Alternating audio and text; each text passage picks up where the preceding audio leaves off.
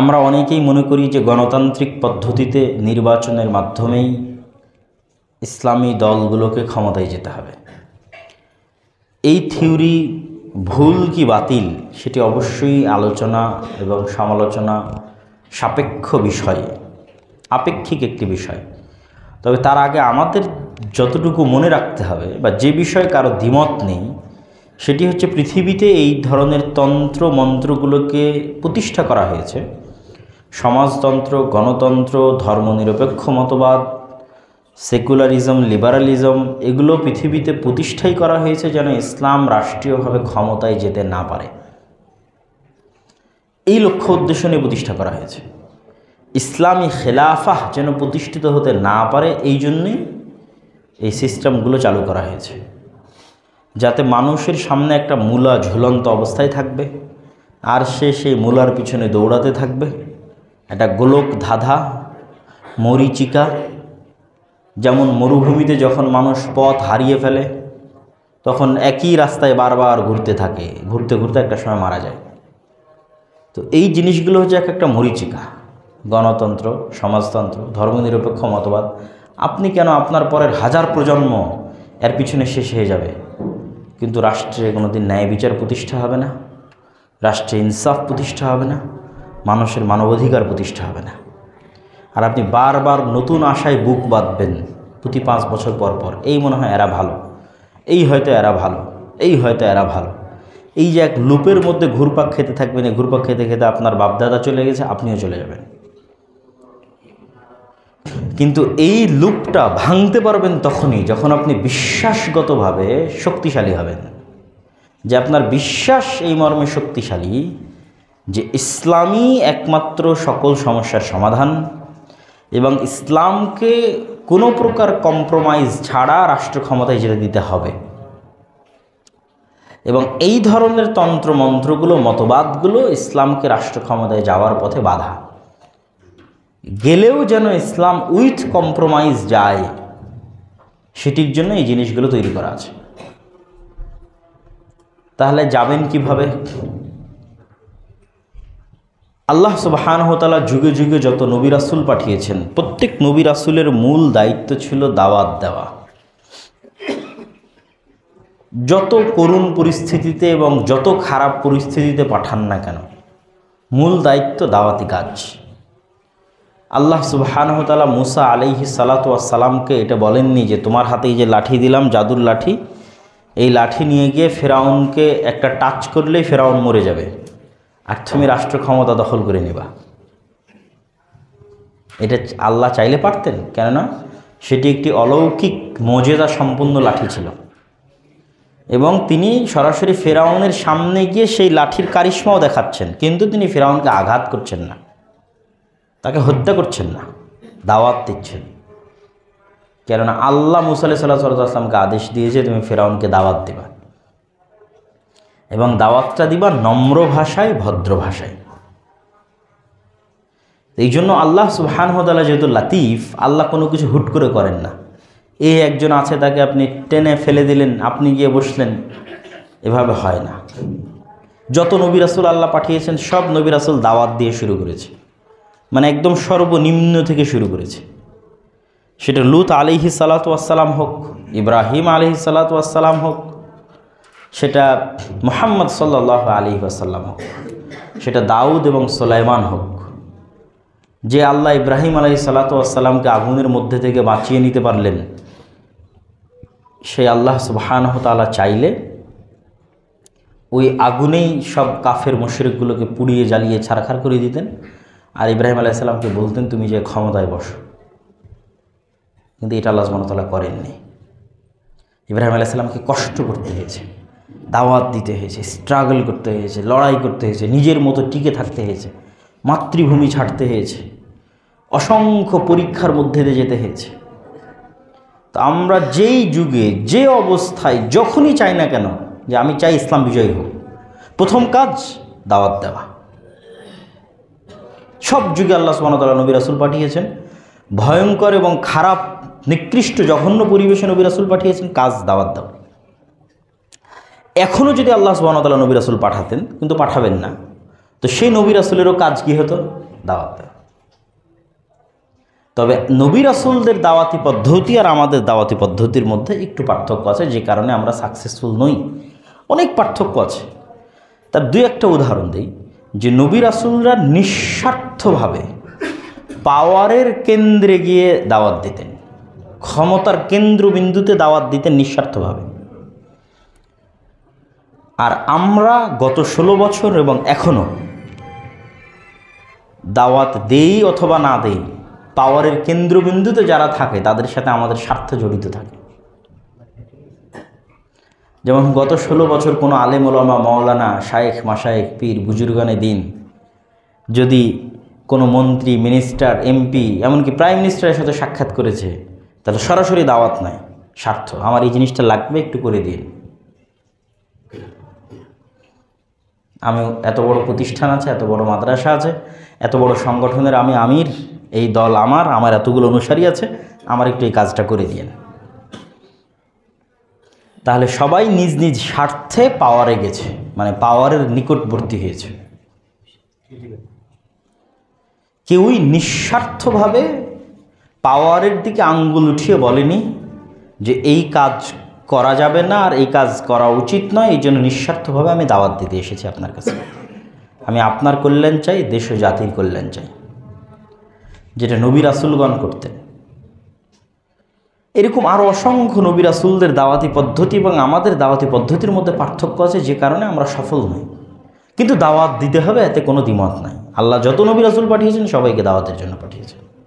এই জন্য সব নবী রাসূল বলতেন যে আমি তোমাদের কাছে ইন্নী লা আসআলুকুম আলাইহি আজরা, আমি তোমাদের কাছে এটির জন্য আজর, প্রতিদান চাচ্ছি না, টাকা পয়সা চাচ্ছি না। ইন আজরিয়া ইল্লা আলাল্লাহ, আমার প্রতিদান একমাত্র আল্লাহ সুবহানাহু ওয়া তাআলা দেবেন। আমি তোমাদের কাছে চাচ্ছি যে তোমরা আল্লাহর আনুগত্য করো, আল্লাহর ইবাদত করো। তো তারা তাদের দেশ, জাতি, সম্প্রদায়ের কাছে কোনো স্বার্থের দাবি জানাতেন না। আর আমরা দাওয়াত দিচ্ছি স্বার্থের উপর ভিত্তি করে, ফলত আমাদের দাওয়াত সাকসেসফুল নয়। দ্বিতীয় যে পার্থক্যটা আছে নবী রাসূলদের দাওয়াত এবং আমাদের দাওয়াতের মধ্যে, সেটি হচ্ছে নবী রাসূলদের ব্যক্তিত্ব, আত্মমর্যাদা, আত্মসম্মান, ন্যায়নিষ্ঠা, আমানতদারিতা ছিল সর্বোচ্চ শীর্ষে। তথা ওই যুগের যেই নবী রাসূল প্রেরিত হয়েছেন, তিনি সেই যুগের সবচেয়ে স্ট্রং পার্সোনালিটির অধিকারী একজন ব্যক্তি, যার পজিটিভ এনার্জি এই আবহাওয়ার মধ্যে, এই পরিবেশের মধ্যে ছড়ানো ছিটানো থাকত, যেটা মানুষকে ইনফ্লুয়েন্স করত। ভাইব্রেশনের মতো, ফ্রিকোয়েন্সির মতো, আপনাদের বিজ্ঞানের ভাষায় এনার্জি যখন ট্রান্সফার হয়, তো রাসূলুল্লাহ সাল্লাল্লাহু আলাইহি ওয়াসাল্লাম থেকে শুরু করে যত নবী রাসূল পৃথিবীতে প্রেরিত হয়েছেন, তারা ছিলেন সেই যুগের সবচেয়ে স্ট্রং পার্সোনালিটির অধিকারী। ফলত তার আশেপাশে যত কাফের মুশরিক আছে, সবাই তাদের অজান্তেই তাদের পজিটিভ এনার্জি দ্বারা প্রভাবিত থাকতেন। তাদের মধ্যে হায়বাত কাজ করত, যেটি রাসূলুল্লাহ সাল্লাল্লাহু আলাইহি ওয়াসাল্লামের ছিল, ওমর ইবনুল খাত্তাবের ছিল। ওমর ইবনুল দ্বিতীয় খলিফা ওমর রাদিয়াল্লাহু তাআলা আনহুর পজিটিভ এনার্জির এত বেশি পাওয়ার ছিল যে উনি যেই রাস্তা দিয়ে যেতেন, ওই রাস্তা দিয়ে শয়তান যেত না। আর উনি যদি মদিনায় শুয়ে থাকতেন, তাহলে 1000 কিলোমিটার দূরে পারস্যের বাদশাহ পর্যন্ত ভীত সন্ত্রস্ত হতো। এই অদৃশ্য ভয় কিসের? এই অদৃশ্য ভয় হচ্ছে ওমর রাদিয়াল্লাহু তাআলা আনহুর স্ট্রং পার্সোনালিটির। কিন্তু আমরা যারা এখন দিনের দাওয়াত দিচ্ছি অথবা নিজেদেরকে মুসলিম বলে দাবি করতেছি, তাদের কোনো পার্সোনালিটি নাই, তাদের কোনো ব্যক্তিত্বই নাই, তাদের কোনো পজিটিভ এনার্জি আর একজনকে ইনফ্লুয়েন্স করবে, প্রভাবিত করবে, এরকম কোনো ব্যক্তিত্ব নাই।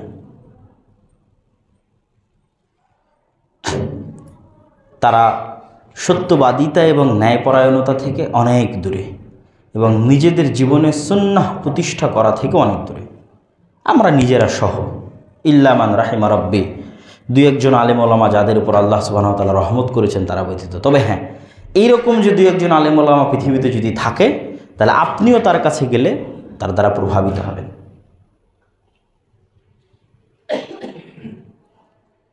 তো আমাদের এই ব্যক্তিত্বহীন মুসলিম সমাজ, তারা মানুষকে বাহ্যিক ইসলাম দিয়ে কি দাওয়াত দিবে? সবার অভ্যন্তরে তো মুনাফিকি ঢুকে আছে, অন্তরে মুনাফিকি, তো বাহ্যিক ইসলাম দিয়ে আপনি কি করবেন? রাসূলুল্লাহ সাল্লাল্লাহু আলাইহি ওয়াসাল্লাম বলেন, আরবাউন মান কুন্না ফিহি, চারটে জিনিস যার মধ্যে থাকবে সে মুনাফিকান খালেসা, নিষ্কলুষ নির্ভেজাল মুনাফিক। ইদা হাদ্দাথা কাযাবা, যখন কথা বলবে মিথ্যা বলবে। ওয়াইদা ওয়াদা আখলাফা, যখন ওয়াদা করবে ভঙ্গ করবে। ওয়াইদা তুমিনা খানা, যখন আমানত রাখা হবে আমানতের খেয়ানত করবে। তো আমরা সবাই বাহ্যিকভাবে আনুষ্ঠানিকতার ভিত্তিতে নিজেদেরকে মুসলিম দাবি করছি, কিন্তু অভ্যন্তরীণভাবে মুনাফিক। যেমন গত 16 বছর এরকম অনেক এমপি মন্ত্রীকে আপনারা চিনতেন, যারা তাহাজ্জুদ গুজার ছিল, কিন্তু মানুষকে নির্বিচারে হত্যা করত। তাহাজ্জুদ গুজার ছিল, কিন্তু মানুষের কোটি কোটি টাকা লোপাট করে দিত, এবং প্রশ্ন ফাঁসের টাকা আল্লাহর রাস্তায় মসজিদে দান করত। তাহলে সে হচ্ছে অভ্যন্তরীণভাবে মুনাফিক, বাহ্যিক আনুষ্ঠানিকতার ভিত্তিতে সে নিজেকে মুসলিম দেখায়। মুনাফিক কেন? কথা বললে মিথ্যা বলে, ওয়াদা করলে ভঙ্গ করে, তাকে যে দায়িত্ব দেওয়া হয়েছে সে দায়িত্বের সাথে খেয়ানত করে। ওসি, ডিসি, এসপি, মন্ত্রী, মিনিস্টার কে ছিল না যে নামাজি নয়, হাজি নয়, উমরাকারী নয়, আর এখন নাই, কিন্তু তার দায়িত্বের সাথে সে খেয়ানত করতেছে, মুনাফিক। তো এই ধরনের মুনাফিক মুসলিমদের দিয়ে কখনো ইসলামের বিজয় হবে না। স্ট্রং পার্সোনালিটি, সত্যবাদী, আমানতদার, ন্যায় নিষ্ঠা, এরকম মেরুদণ্ডওয়ালা মুসলিম লাগবে, যারা অন্যায়ের সাথে কম্প্রোমাইজ করবে না, মিথ্যার সাথে কম্প্রোমাইজ করবে না, নিজ দায়িত্বের সাথে খেয়ানত করবে না। ওর সালাত কাজে দিবে, ওর সিয়াম কাজে দিবে, ওর হাতে আল্লাহ সুবহানাহু ওয়া তাআলা ইসলামের বিজয় দিবে। আর বাকি যারা আছে তারা শুধু নামকস্তে মুসলিম থাকবে, গোলাম থাকবে, হয়তো আল্লাহ সুবহানাহু ওয়া তাআলার ক্ষমায় বা সুপারিশে জান্নাতে যেতে পারে, সেটা ভিন্ন বিষয়, কিন্তু পৃথিবীতে লাঞ্ছনা এবং গোলামির জীবন থাকবে। তো আমরা যেটা আলোচনা করছিলাম, যে আমরা যদি চাই ইসলাম বিজয় হোক, শুরুই হবে দাওয়াত দিয়ে, কিন্তু নবীদের দাওয়াত আমাদের দাওয়াতের মধ্যে পার্থক্য কী কী তা আলোচনা করছিলাম। তার দুইটা পয়েন্ট আপনাদের সামনে তুলে ধরলাম। নবীদের স্ট্রং পার্সোনালিটি ছিল, নবীরা কম্প্রোমাইজ করতো না, তারা সত্যবাদী ছিল, ন্যায়পরায়ণ ছিল, আমানতদার ছিল, সরাসরি পাওয়ারে গিয়ে আঘাত করতো তাদের দাওয়াত দিয়ে। আর আমরা মুনাফিক হিসেবে দাওয়াত দিচ্ছি, মিথ্যা এবং অন্যায়পরায়ণতার সাথে সম্পৃক্ততা আমাদের বেশি মুসলমানদের। আল্লাহ সুবহানাহু ওয়া তাআলা হেফাজত করুন। দ্বিতীয় যে বিষয়টি, যেটি আপনাকে পাওয়ারকে প্রভাবিত করতে সহযোগিতা করবে, সেটি হচ্ছে শক্তিশালী প্রতিষ্ঠান। যেমন হাজার হাজার লক্ষ লক্ষ কোটি কোটি মানুষ রাস্তায় বের হয়ে 5ই আগস্টে যে বা 36শে জুলাইয়ের যে ফ্যাসিজমের বিদায়, এই লক্ষ লক্ষ কোটি কোটি মানুষের প্রতিনিধিত্ব করবে, এইরকম কোনো মিডিয়া ওই দিনও ছিল না, ওই রকম কোনো অর্থনৈতিক প্রতিষ্ঠান সেই দিনও ছিল না। ফলত রক্ত দিলেন আপনারা, পরিশ্রম করলেন আপনারা, বিজয় চলে গেল আরেকজনের ঘরে। কেন? যাদের ঘরে বিজয় গেছে তাদের শক্তিশালী মিডিয়া আছে, শক্তিশালী অর্থনৈতিক প্রতিষ্ঠান আছে। মুসলমানদের প্রতিনিধিত্ব করবে এরকম শক্তিশালী মিডিয়া নাই, শক্তিশালী কোনো প্রতিষ্ঠান নাই। আমরা মুসলমানেরা সবসময় শর্ট টার্ম চিন্তা করি এবং রিয়্যাক্ট করতে অভ্যস্ত বেশি। সুদূর প্রসারী পরিকল্পনা আমাদের নাই। আমাকে এক্ষুনি ক্ষমতায় যেতে হবে, এইটাতে আমাদের প্রচুর পরিমাণে এনার্জি আমরা খরচ করি, কিন্তু 50 বছর পর আমি কিভাবে ক্ষমতায় যাব, 100 বছর পর আমি কিভাবে ক্ষমতায় যাব, সেটার জন্য কোনো পরিকল্পনা আমরা করি না। এখন ইনস্ট্যান্ট যেটা ঘটতেছে সাথে সাথে সেটার প্রতিবাদ জানাতে হবে, এই রিয়্যাক্টটুকু করতে আমরা খুব পারদর্শী। এই রিয়্যাক্ট করতে করতে আমাদের দিন শেষ হয়ে যায়। এত ইস্যু, কোন ইস্যুর আপনি প্রতিবাদ করবেন? ইস্যুর পর ইস্যু আসতেই আছে। তো রিয়্যাক্ট করে আপনি কোনোদিন বিজয়ী হতে পারবেন না। আজ একটা ইস্যু আসবে, আপনি আবার গিয়ে প্রতিবাদ করবেন, আর একটা ইস্যু আসবে, আপনি আবার গিয়ে প্রতিবাদ করবেন। কতদিন? সুতরাং রিয়্যাক্ট কখনো সঠিক রাস্তা নয়। হ্যাঁ, রিয়্যাক্ট করতে হবে, কিন্তু রিয়্যাক্ট দিয়ে স্থায়ী কোনো ফল আসে না। স্থায়ী ফলের জন্য সুদূর প্রসারী পরিকল্পনা লাগে, শক্তিশালী প্রতিষ্ঠান লাগে, যেটা ইহুদিরা করে দেখিয়েছে।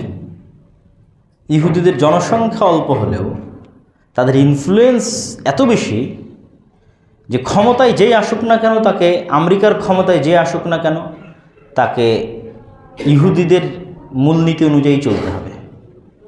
সে সফট সেমিটিকই তাকে হতে হবে, অ্যান্টিসেমিটিক সে হতে পারবে না। অ্যান্টিসেমিটিক হওয়া অনেক বড় অপরাধ আমেরিকার রাজনীতিতে। তাহলে এই পরিবেশ তারা কেমনে তৈরি করেছে, ইনফ্লুয়েন্স তারা কেমনে তৈরি? শক্তিশালী প্রতিষ্ঠান এবং সুদূর প্রসারী পরিকল্পনা।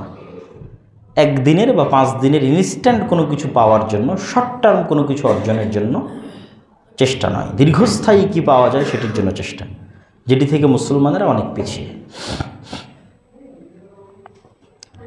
এবং তৃতীয়ত, যেটি আমরা এখন করতে পারি, আমরা যেমন সত্যবাদী এবং ন্যায়পরায়ণতার আদর্শে আদর্শিত যদি হই, নবীদের পার্সোনালিটি এবং ব্যক্তিত্ব যদি আমাদের মধ্যে থাকে, আমরা যদি নিঃস্বার্থভাবে দাওয়াত দিই, বিজয় আসবে। আমাদের যদি শক্তিশালী প্রতিষ্ঠান থাকে, সুদূর প্রসারী পরিকল্পনা থাকে, বিজয় আসবে। তার সাথে আরেকটি বিষয় যেটি এখনই মানুষের পক্ষে করা সম্ভব, সেটি হচ্ছে সোশ্যাল জাস্টিস, যেটি দিয়ে বক্তব্য শুরু করেছিলাম, সেটি বাস্তবায়নে ভূমিকা রাখা। আগে যখন ব্রিটিশরা আমাদের ক্ষমতাকে দখল করে নিয়েছিল, আপনি তিতুমিরের আন্দোলনের হিস্ট্রি পড়েন, হাজি শরীয়তুল্লাহর আন্দোলনের ইতিহাস পড়েন, সৈয়দ আহমদ বেরেলভি, শাহ ইসমাইল শহীদ, তাদের আন্দোলনের ইতিহাস পড়েন, বালাকোটের ইতিহাস, কিভাবে আসলে তারা পাওয়ারের বিরুদ্ধে লড়াই করেছে। তাদের পাওয়ারের বিরুদ্ধে লড়াইটাই ছিল ডিসেন্ট্রালাইজেশন, সব কিছু পাওয়ারকে না দিয়ে দেওয়া, এবং এটির মূল ভিত্তি ছিল মসজিদ। যে ঠিক আছে, কেন্দ্রে পাওয়ার তোমার কাছে, কিন্তু আমার গ্রামে আমার পাওয়ার আমার কাছে থাকবে। আমার মসজিদ থেকে আমি পঞ্চায়েতের মাধ্যমে সালিশ করে সমাজ চালাবো, এখানে তোমার পাওয়ার চলবে না। এবং এটা অনেক শক্তিশালীভাবে মুসলমানেরা বাস্তবায়ন করেছিল। কিন্তু গত 16 বছরে কি হয়েছে? গত 16 বছরে পাওয়ার এতটা কেন্দ্রীভূত হয়েছে, এতটা দল কেন্দ্রিক হয়েছে, যে একটা গ্রামে পর্যন্ত বিচার সালিশ হতো দলের নেতাদের কাছে টাকা পয়সার ঘুষের লেনদেনের মাধ্যমে, গ্রাম একদম প্রত্যন্ত অঞ্চল পর্যন্ত।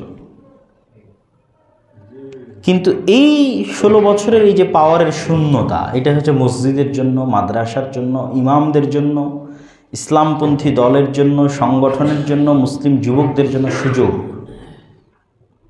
যে আপনি তো সরাসরি কেন্দ্রে যেতে পারছেন না, কিন্তু আপনার গ্রামে যেন সরাসরি কেউ ইনফ্লুয়েন্স না করতে পারে, আপনি যেন মসজিদ থেকে আপনার গ্রামের সব কিছু কন্ট্রোল করতে পারেন, আপনার গ্রামের বিচার সালিশ অন্তত যেন আপনার মসজিদ থেকে নিয়ন্ত্রণ হয়। কিন্তু আমরা দেখছি কি, যে আমাদের ইনঅ্যাক্টিভিটি, মুসলমানদের ইনঅ্যাক্টিভিটি এত বেশি যে এক দলের পাওয়ার চলে যেতে না যেতেই ওই প্রত্যেকটা জায়গায় দ্বিতীয় আর এক দলের ট্রান্সফরমেশন হয়ে যাচ্ছে, এবং আবার ওই রুট লেভেল পর্যন্ত একইভাবে চাঁদা, একইভাবে দুর্নীতি, একইভাবে জুলুম এবং অত্যাচার শুরু হয়ে যাচ্ছে।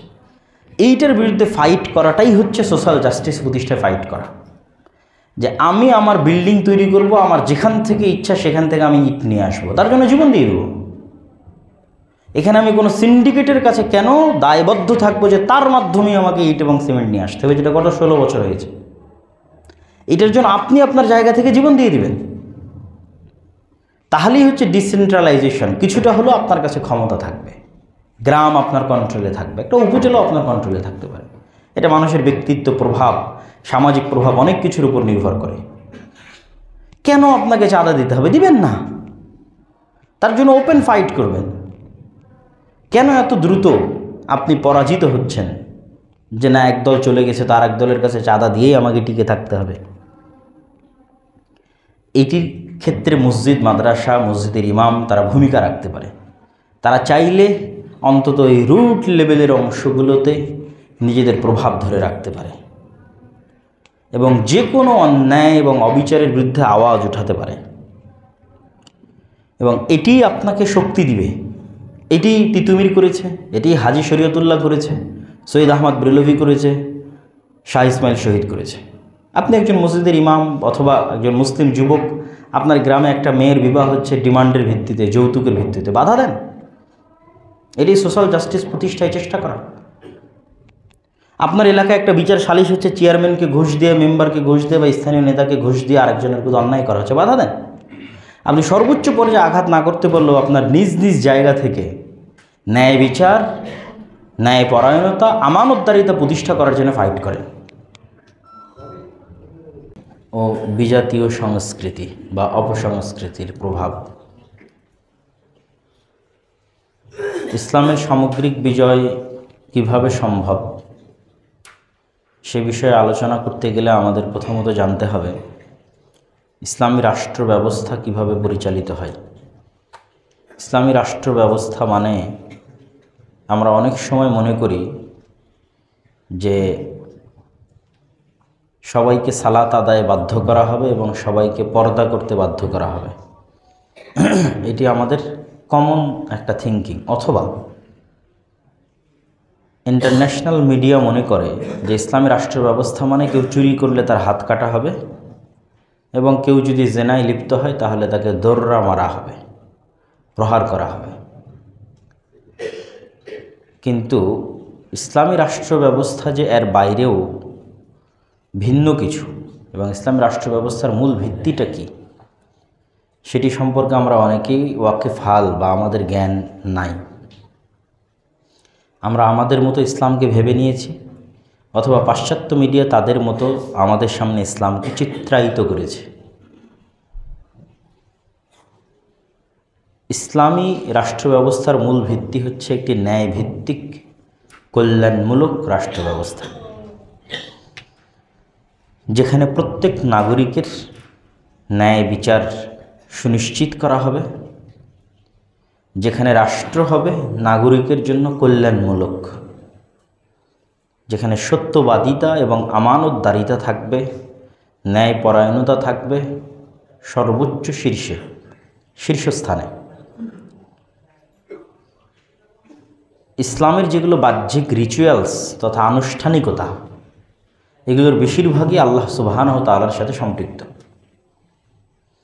আমরা সালাত আদায় করছি, এটি একটি আনুষ্ঠানিকতা, এটি আল্লাহ সুবহানাহু ওয়া তাআলার সাথে সম্পৃক্ত। সিয়াম, রোজা রাখছি, রমজান মাসে সামনে আসতেছে, এটি একটি আনুষ্ঠানিকতা যা আল্লাহ সুবহানাহু ওয়া তাআলার সাথে সম্পৃক্ত। হজ আল্লাহ সুবহানাহু ওয়া তাআলার সাথে সম্পৃক্ত। বেশিরভাগ ইসলামের আনুষ্ঠানিকতাগুলো আল্লাহ সুবহানাহু ওয়া তাআলার সাথে সম্পৃক্ত। কিন্তু এর বাইরে আরেকটি বিষয়ের প্রতি ইসলামে সর্বোচ্চ গুরুত্বারোপ করা আছে, যেটি আমরা আমাদের আলোচনা সব কিছু থেকে দূরে রেখেছি। সোশ্যাল জাস্টিস, সামাজিক ন্যায় বিচার। সেটি পিতামাতার হক হতে পারে, আত্মীয় স্বজনের হক হতে পারে, গীবত পরনিন্দা নিষিদ্ধ করা হতে পারে, অপবাদ নিষিদ্ধ করা হতে পারে, ইয়াতিমের হক হতে পারে, আত্মীয়তার সম্পর্ক রক্ষা করা হতে পারে। এরকম অসংখ্য বিধিবিধান আছে যা শুধু সামাজিক ন্যায় বিচারকে প্রতিষ্ঠা করার জন্য ইসলামে নির্ধারণ করা আছে। ইমাম বুখারী রাহিমাহুল্লাহ সম্পূর্ণ ভিন্ন একটা বই রচনা করেছেন, যে বইয়ের নাম হচ্ছে আল আদাবুল মুফরাদ, যেখানে শুধু মানুষে কিভাবে চলবে তা সংক্রান্ত ইসলামের কি কি বিধিবিধান আছে তা তিনি আলোচনা করেছেন। সেখানে কত ধরনের লেভেলে ইসলাম কথা বলেছে। ভাইয়ের সাথে ভাইয়ের সম্পর্ক কেমন হবে, স্ত্রীর সাথে স্বামীর সম্পর্ক কেমন হবে, পিতামাতার সাথে সন্তানের সম্পর্ক কেমন হবে, প্রতিবেশীর সাথে প্রতিবেশীর সম্পর্ক কেমন হবে, ইয়াতিমের প্রতি মানুষজনের ব্যবহার কেমন হবে, আত্মীয়দের প্রতি মানুষজনের ব্যবহার কেমন হবে। এরকম অসংখ্য অধ্যায়ে ইমাম বুখারী রাহিমাহুল্লাহ রচনা করেছেন এবং আমরাও জানি এগুলো বিষয়ে আল্লাহর দিক নির্দেশনা আছে এবং রাসূল সাল্লাল্লাহু আলাইহি ওয়াসাল্লামের দিক নির্দেশনা আছে। যেমন আপনি যদি সূরাতুল হুজরাত পড়েন, সূরা হুজরাত, তাহলে এটি ইসলামের সামাজিক ন্যায় বিচার প্রতিষ্ঠার সবচেয়ে বড় মানদণ্ড। যেখানে মানুষের মানবাধিকারে রূপান্তর করা হয়েছে মানুষের সম্মান এবং মর্যাদাকে। ইন্টারন্যাশনাল ল অনুযায়ী মানুষের মানহানি এবং মর্যাদাহানি করা হচ্ছে আমাদের কলমের অধিকার এবং আমাদের মুখের ভাব প্রকাশের অধিকার। আর ইসলামের দৃষ্টিতে সেটাই মানবাধিকারের লঙ্ঘন। আপনি আরেকজনের বিরুদ্ধে গীবত করবেন মানে তার মানহানি করছেন, এটা মানবাধিকারের লঙ্ঘন ইসলামের দৃষ্টিতে। আপনি আরেকজনের বিরুদ্ধে অপবাদ দিচ্ছেন, এটাই ইসলামের দৃষ্টিতে মানবাধিকারের লঙ্ঘন। তো সোশ্যাল জাস্টিস প্রতিষ্ঠা করার জন্য, মানুষের সাথে মানুষের সামাজিক ন্যায় বিচার প্রতিষ্ঠা করার জন্য অসংখ্য হাদিস এবং কোরআনের আয়াত আমরা পাবো। এবং মানুষ যেন মানুষের প্রতি সহযোগী হয় তার জন্য অসংখ্য আয়াত এবং হাদিস আছে। আল্লাহ সুবহানাহু ওয়া তাআলা বলতে বলতে এই পর্যন্ত বলেছেন যে আমি ক্ষুধার্ত, আমাকে খাওয়াওনি কেন? আমি অসুস্থ, আমাকে দেখতে আসেনি কেন? তো মানুষ বলবে, আল্লাহ আপনি কিভাবে ক্ষুধার্ত হতে পারেন, আপনি কিভাবে অসুস্থ হতে পারেন? তখন আল্লাহ উত্তরে বলবেন যে আমার এক বান্দা অসুস্থ ছিল যাকে তুমি চিনতে জানতে কিন্তু দেখতে যাওনি। আমার এক বান্দা ক্ষুধার্ত ছিল তোমার পাশে, কিন্তু তুমি তাকে খাবার দাওনি। এরকম অসংখ্য কোরআনের আয়াত এবং হাদিস। রাসূলুল্লাহ সাল্লাল্লাহু আলাইহি সাল্লামকে যখন জিজ্ঞেস করা হয়েছে ইসলামের সর্বশ্রেষ্ঠ কাজ কি, তো রাসূলুল্লাহ সাল্লাল্লাহু আলাইহি সাল্লাম বলছেন যে ইতআমুত তাআম, ইসলামের সর্বোত্তম কাজ হচ্ছে আরেকজনকে খাওয়ানো এবং তোমার অপর মুসলিম ভাইকে সালাম দেওয়া। সালাম দেওয়ার প্রতি যে গুরুত্বারোপ, এটিও মূলত সামাজিক ন্যায় বিচার প্রতিষ্ঠার জন্য, পারস্পরিক সৌহার্দ্য এবং ভ্রাতৃত্ব বজায় রাখার জন্য। তো আমি যেটি বলছিলাম যে ইসলাম মানে, ইসলামের যে চিত্রটা আমাদের সামনে তুলে ধরা হয়েছে, আন্তর্জাতিক মিডিয়া তুলে ধরছে অথবা আমরা নিজেরা বুঝে নিচ্ছি, সেটি ভুল। রাষ্ট্রে ইসলাম মানে আগে ন্যায়, রাষ্ট্রে ইসলাম মানে আগে কল্যাণ। সেই ন্যায়টা একজন হিন্দুও পাবে, একজন মুসলিমও পাবে, একজন নামাজিও পাবে, একজন বেনামাজিও পাবে।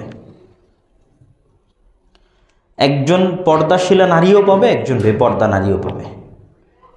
তার যে ন্যায় এবং তার যে কল্যাণ, এটি রাষ্ট্র নিশ্চিত করবে। এটা হচ্ছে ইসলামী রাষ্ট্রের মূলভিত্তি।